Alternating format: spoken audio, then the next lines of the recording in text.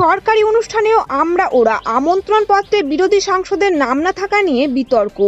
জেলার ঐতিহ্যবাহী প্রাচীন মেলায় আমন্ত্রণপত্রে অতিথি তালিকায় নাম নেই জেলার 2 সদ্য নির্বাচিত সাংসদের। এদিন রামকেলির উদ্বোধনী মঞ্চে তৃণমূলের এক ঝাঁক সদস্য উপস্থিত ছিল, আর যা নিয়ে শুরু হয়েছে রাজনৈতিক চাপানুতোর। তৃণমূল পরিচালিত জেলা পরিষদের অধীনে রয়েছে মালদার ঐতিহ্যবাহী রামকেলি মেলা। জেলা প্রশাসন ও জেলা পরিষদের তত্ত্বাবধানে অনুষ্ঠিত হয়ে থাকে। প্রতিবারের মতো এবারেও এই মেলা উদ্বোধনী অনুষ্ঠানে ছিলেন জেলা প্রশাসনিক কর্তারা সহ রাজ্যের শাসক দলের জনপ্রতিনিধিরা। জেলা পরিষদের সভাধিপতি সহ ইংলিশ বাজার পৌরসভা ও পুরাতন মালদা পৌরসভার চেয়ারম্যান। মেলার সরকারি আমন্ত্রণপত্রের তালিকায় তৃণমূলের একাধিক বিধায়ক, মন্ত্রীর প্রশাসনিক কর্তা ব্যক্তিদের নাম থাকলেও সেখানে নাম নেই উত্তর মালদা লোকসভা কেন্দ্রের বিজেপি সাংসদ খগেন মুর্মু ও দক্ষিণ মালদা লোকসভা কেন্দ্রের কংগ্রেস সাংসদ ঈশা খান চৌধুরীর। এই নিয়ে শুরু হয়েছে জেলায় রাজনৈতিক তরজা। জেলার প্রাচীন ঐতিহ্যবাহী মেলা সাংসদের নাম নেই, সেই নিয়ে রাজনৈতিক মহলে শুরু হয়েছে চর্চা।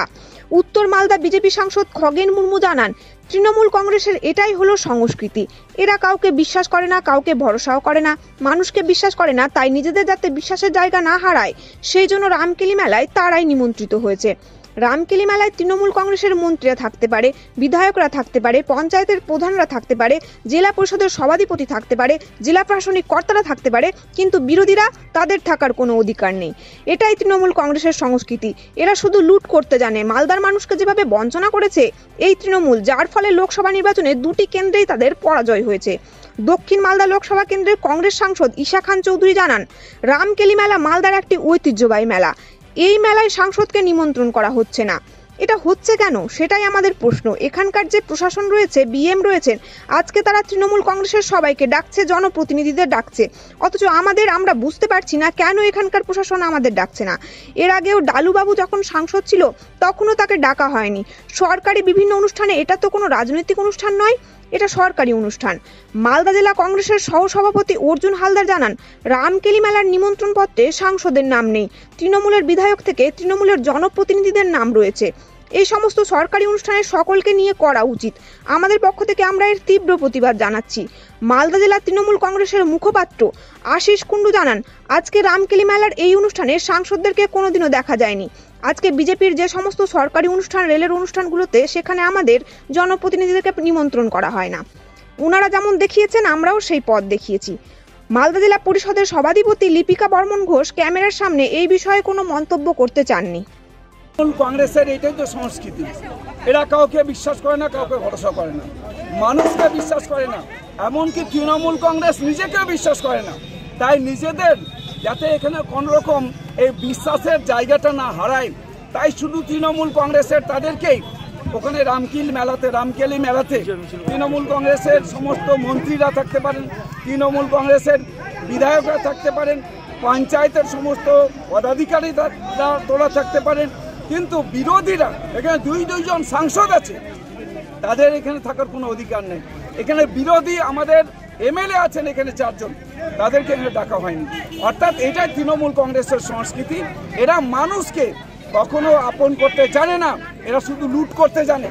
তাই তৃণমূল কংগ্রেস ওখানে একটা মেলা হচ্ছে, এই মেলাতে লোকে সমস্ত জনপ্রতিনিধি থাকবেন, সব মানুষের মেলা। এটা তো দীর্ঘদিনের মেলা। আমাদের রামকেলি মেলা, আমাদের শ্রী চৈতন্যদেব তিনি এইখানে এসেছিলেন। এই মেলাতে সবাই যাবে, প্রত্যেকটা মানুষের এখানে যাওয়ার অধিকার আছে, প্রত্যেকটা জনপ্রতিনিধির তার ওখানে আমন্ত্রণ পাওয়ার অধিকার আছে। এটা বঞ্চিত করছে। অর্থাৎ পশ্চিমবাংলায় শুধু বঞ্চনার বাইরে তৃণমূল কংগ্রেস কখনো ভাবতে পারে না। এরা শুধু বঞ্চিত করে মানুষকে। তাই বঞ্চনার প্রতিবাদে মানুষ আজকে রুখে দাঁড়াচ্ছেন। আজকে পশ্চিমবাংলায় যেভাবে মানুষ এগিয়ে আসছেন, কিন্তু এরা শুধু পুলিশকে দিয়ে, প্রশাসনকে দিয়ে এরা এখানে মানুষের ভোটকে লুট করছে। তাই আজকে এই বঞ্চনার প্রতিবাদে মানুষ সবাই সামিল হচ্ছেন।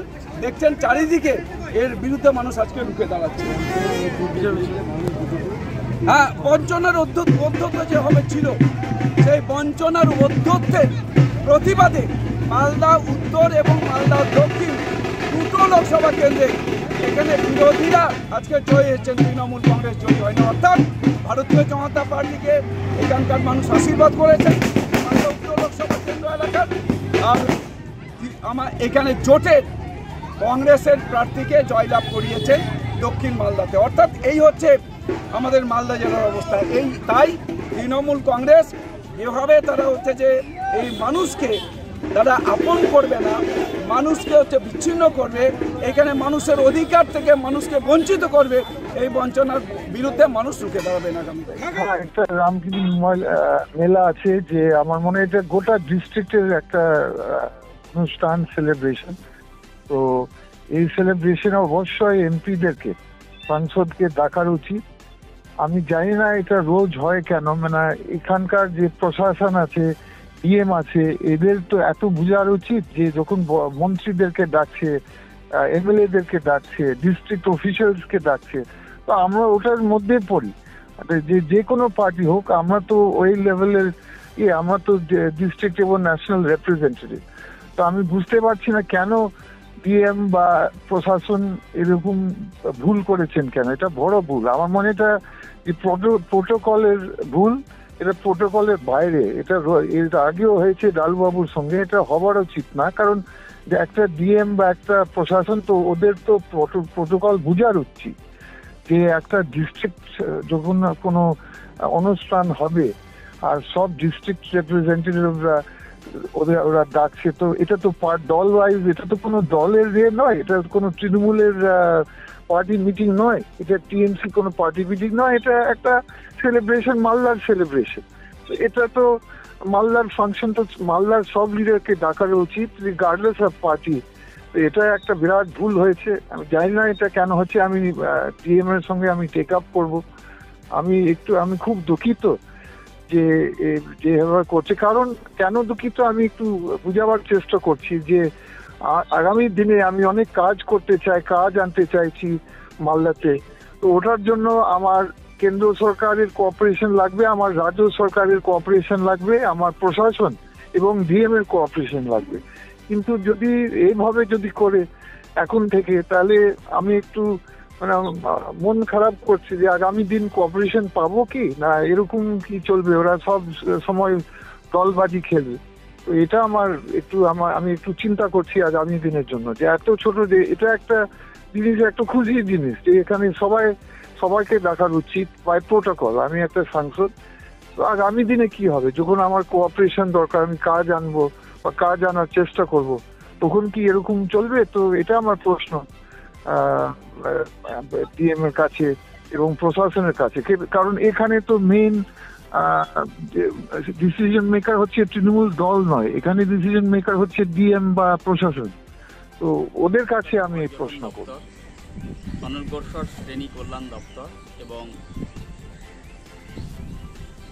তথ্য সংস্কৃতি দপ্তর ও মালদা জেলা প্রশাসনের সামগ্রিক পরিচালনায় 2024 সালের ঐতিহ্যমণ্ডিত রামকেলির মেলা অনুষ্ঠিত হচ্ছে। আজই তার শুভ উদ্বোধন কিছুক্ষণ আগেই শুরু হয়েছে। সেখানে আমরা দেখতে পেলাম যে সেই আমন্ত্রণ অতিথি হিসাবে যারা রয়েছে, সেখানে আমাদের মালদা দক্ষিণ কেন্দ্র, যেখানে রামকেলি মেলাটা হচ্ছে, দক্ষিণ মালদা লোকসভা কেন্দ্রের অন্তর্গত সেই জায়গাটি, সেখানে নির্বাচিত প্রতিনিধি এমপি ঈশা খানের নাম, সেখানে আমরা কারো আমন্ত্রণপত্র দেখলাম না এবং অনুষ্ঠান স্থলে আমরা দেখতে পাচ্ছি।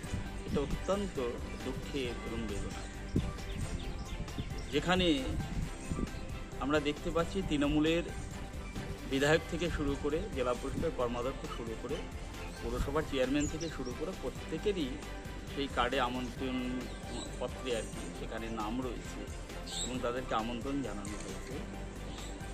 মনে হচ্ছে যে এটা একটা রাজনৈতিক প্রোগ্রাম। আমরা অত্যন্ত দুঃখের সাথে জানাচ্ছি যেটা বন্ধ হওয়া উচিত।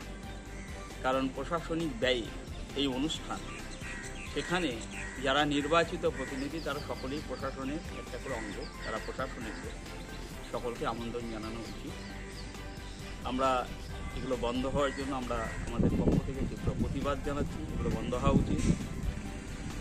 আগামী দিন যাতে এটার বোধোদয় হয় সকলকে নিয়ে এবং সরকারি অনুষ্ঠান যাতে হয়, সেটাই আমরা করব।